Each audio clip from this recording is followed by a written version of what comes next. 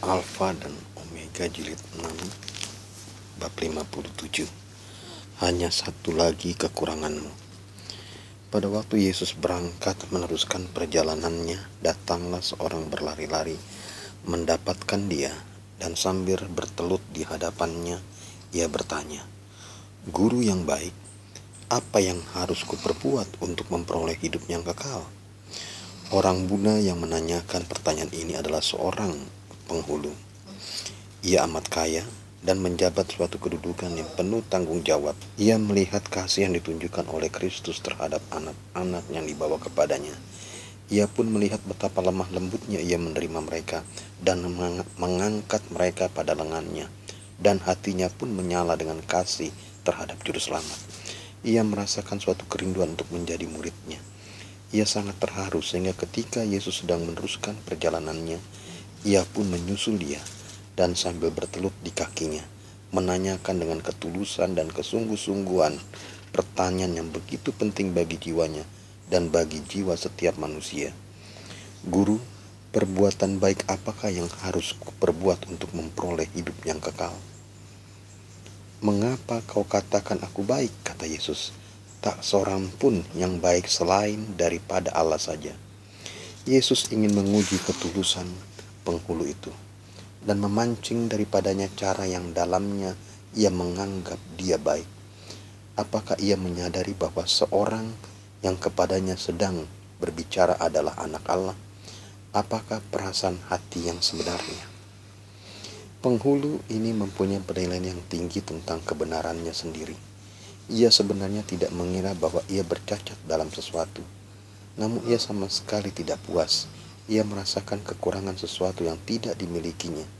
Tidak dapatkah Yesus memberkatinya sebagaimana ia memberkati anak-anak kecil serta memuaskan jiwanya? Dalam menjawab pertanyaan ini, Yesus mengatakan kepadanya bahwa penurutan akan hukum-hukum Allah sangat perlu kalau ia ingin mendapat hidup kekal. Dan ia mengutip beberapa hukum yang menunjukkan kewajiban manusia kepada sesamanya manusia. Jawab penghulu itu dengan tegas, "Semuanya itu telah kuturuti. Apalagi yang masih kurang?" Kristus menatap wajah orang muda itu, seakan-akan membaca kehidupannya serta menyelidiki tabiatnya. "Hanya satu lagi kekuranganmu," katanya. "Pergilah, juallah apa yang kau miliki dan berikanlah kepada orang miskin. Maka engkau akan beroleh harta di surga. Lalu marilah dan ikutlah aku." Kristus tertarik pada orang muda ini. Ia mengetahui bahwa ia jujur dalam pertanyaannya. "Semuanya itu sudah kuturuti sejak masa mudaku."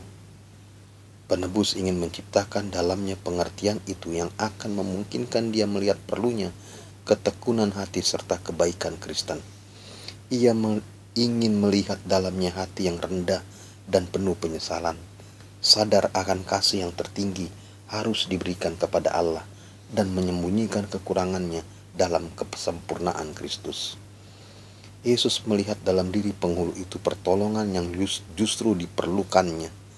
Jika orang muda ini mau menjadi pekerja bersama dengan dia dalam pekerjaan keselamatan, jika ia mau menempatkan dirinya di bawah bimbingan Kristus, ia akan menjadi suatu kuasa untuk kebaikan.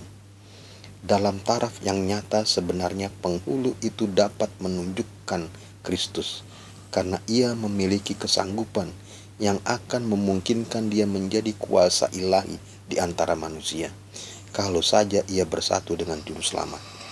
Kristus yang menyelami tabiatnya, mengasihi dia. Kasih bagi Kristus sedang timbul dalam hati penghulu itu karena kasih menghasilkan kasih. Yesus ingin melihat dia sebagai pekerja bersama-sama dengan dia. Ia ingin menjadikan dia seperti dirinya sendiri, suatu cermin yang dalamnya rupa Allah akan dipantulkan. Ia ingin mengembangkan keunggulan tabiatnya serta menyucikan untuk digunakan oleh Tuhan. Jika pada waktu itu penghulu itu setelah menyerahkan dirinya kepada Kristus, sudah tentu ia akan bertumbuh dalam suasana hadiratnya. Jika ia telah mengadakan pilihan ini, alangkah berbedanya masa depannya. "Hanya satu lagi kekuranganmu," kata Yesus. Jikalau engkau hendak menjadi sempurna, pergilah, juallah apa yang ada padamu, dan berikanlah kepada orang miskin, maka engkau akan beroleh harta di surga. Kemudian datanglah kemari dan ikutlah aku. Kristus membaca hati penghulu itu. Hanya satu perkara yang kurang padanya, tetapi hal itu merupakan suatu prinsip yang penting sekali. Ia memerlukan kasih Allah dalam jiwa. Kalau tidak dipenuhi, kekurangan ini akan terbukti mendatangkan bahaya baginya. Semua sifatnya akan menjadi rusak. Oleh memanjakan diri, sifat mementingkan diri sendiri dikuatkan. Cinta yang utama akan dirinya sendiri harus ditinggalkan agar ia dapat menerima kasih Allah. Kristus memberi orang ini suatu ujian. Ia memanggil dia untuk memiliki antara harta surga dan kebesaran duniawi. Harta surga sudah dipastikan kepadanya jika ia mau mengikut Kristus. Tetapi diri sendiri harus diserahkan. Kemauannya harus diberikan untuk dikendalikan oleh Kristus. Kesucian Allah ditawarkan kepada penghulu muda itu. Ia mendapat kesempatan untuk menjadi seorang anak Allah, serta menjadi ahli waris bersama-sama dengan Kristus terhadap harta surga. Tetapi ia harus memikul salib dan mengikut juru selamat dengan jalan penyangkalan diri. Perkataan Kristus yang sesungguhnya merupakan undangan bagi penghulu itu. Pilihlah pada hari ini kepada siapa kamu akan beribadah. Yosua 24 ayat 15. Pilihan terserah kepadanya. Yesus merindukan pertobatannya. Ia telah menunjukkan cacat dalam tabiatnya, dan alangkah besarnya minatnya memperhatikan persoalan itu, sementara orang muda itu mempertimbangkan pertanyaan itu. Jika ia memutuskan untuk menurut Kristus, ia harus mentaati perkataannya dalam segala perkara. Ia harus berbalik dari rencana-rencananya yang penuh cita-cita dengan kerinduan yang sungguh-sungguh dan penuh kecemasan, dengan perasaan lapar bagi jiwa. Juru selamat memandang pada orang muda itu dengan mengharapkan bahwa ia akan menyerah pada undangan Roh Allah.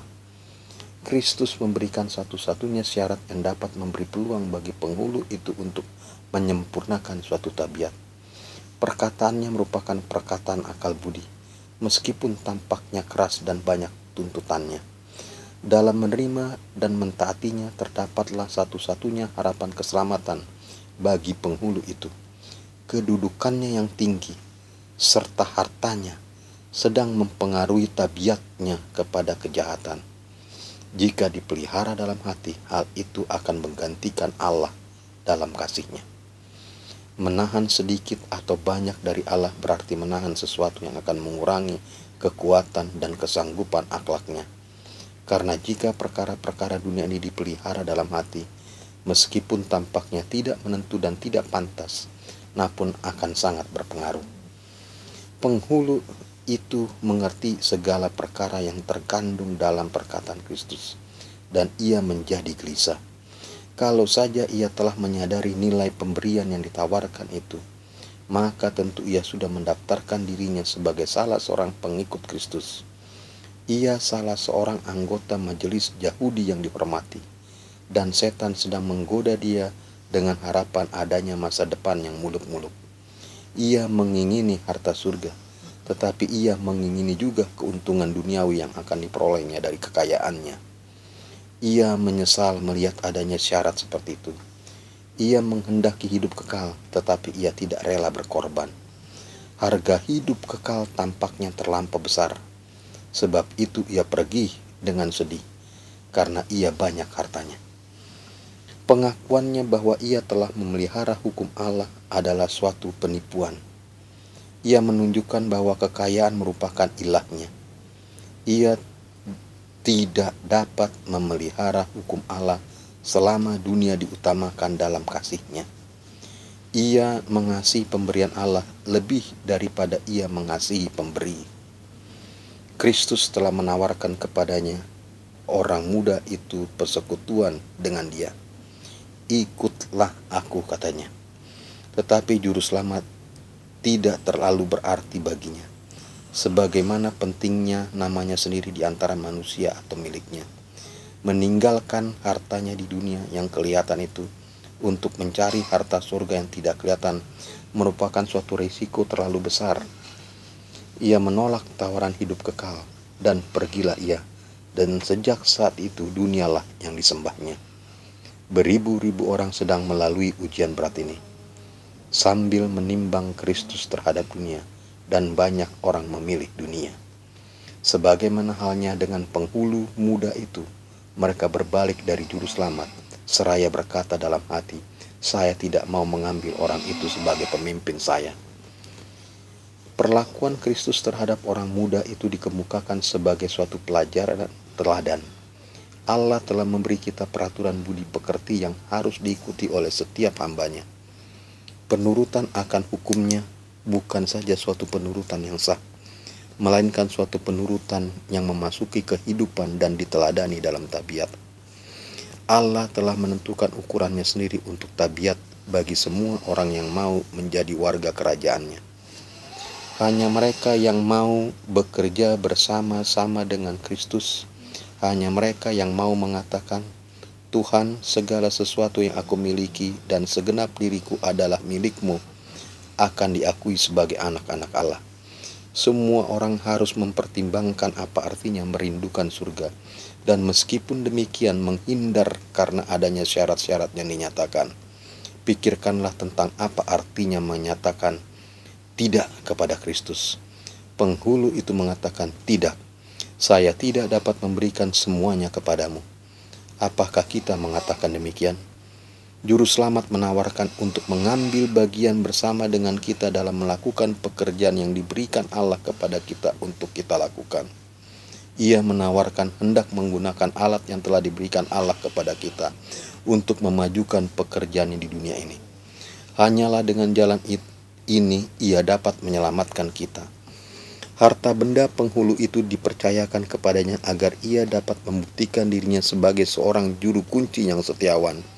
Ia harus membagikan harta ini untuk mendatangkan berkat kepada mereka yang berkekurangan. Demikianlah Allah mempertunjukkan tabiatnya.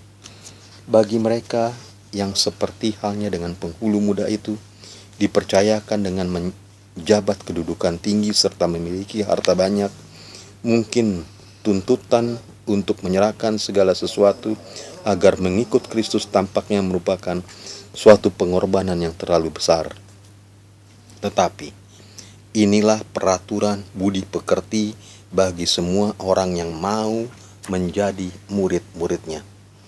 Penurutan yang kurang dari itu tidak dapat diterima. Penyerahan diri sendiri merupakan bahan ajaran Kristus. Sering ajaran ini dikemukakan dan diperintahkan dalam bahasa yang tampaknya bersifat memerintah, sebab tidak ada jalan lain untuk menyelamatkan manusia daripada menghilangkan perkara-perkara yang jika diberi peluang akan menurunkan akhlak segenap tubuh. Bila para pengikut Kristus mengembalikan miliknya kepada Tuhan, mereka mengumpulkan harta yang akan diberikan kepada mereka ketika mereka mendengar perkataan, "Baik sekali perbuatanmu itu, hai hambaku yang setia dan baik. Masuklah dan turutilah dalam kebahagiaan Tuanmu." Maka ia yang dengan mengabaikan kehinaan tekun memikul salib, ganti sukacita yang disediakan bagi dia yang sekarang duduk di sebelah kanan takhta Allah. Matius 25 ayat 23, Ibrani 12 ayat 2. Kegembiraan dalam hal melihat jiwa-jiwa ditebus, jiwa-jiwa diselamatkan selama-lamanya, merupakan pahala bagi semua orang yang mengikuti jejak kakinya, yang mengatakan, "Ikutlah aku."